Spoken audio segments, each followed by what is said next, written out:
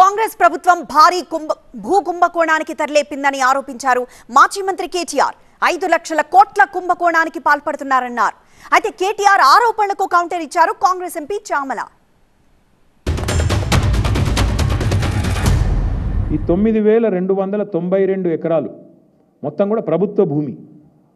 ప్రభుత్వం పారిశ్రామికవేత్తలకు మీరు పరిశ్రమ పెట్టండి అని ఇచ్చిన భూమి.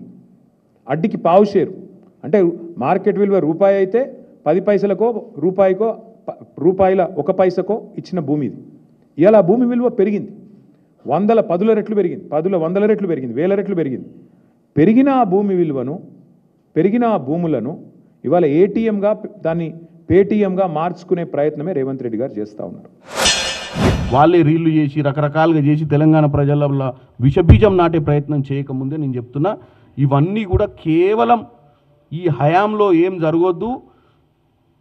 వాళ్ళు 24 గంటలు ప్రజాస్వామ్యం గురించి ఆలోచిస్తలేరు. ప్రజలు ఓట్లేసిర్రు, ప్రజలు ఓట్లేసి కాంగ్రెస్ని అధికారంలోకి తెచ్చిన దానికంటే ఎక్కువ ప్రజలు ఓట్లేసినందుకు ప్రజలు బాగుపడొద్దు అని ఆలోచించేటువంటి తత్వాన్ని నేను తప్పుపడుతున్నా. అంటే ఇండస్ట్రీస్ రావద్దు, నిజంగానే కన్స్ట్రక్టివ్గా. ఎస్, నువ్వు అన్నట్టు 5 లక్షల కోట్ల స్కామో 50,000 స్కామ్ అయినప్పుడు కన్స్ట్రక్టివ్గా మాట్లాడు.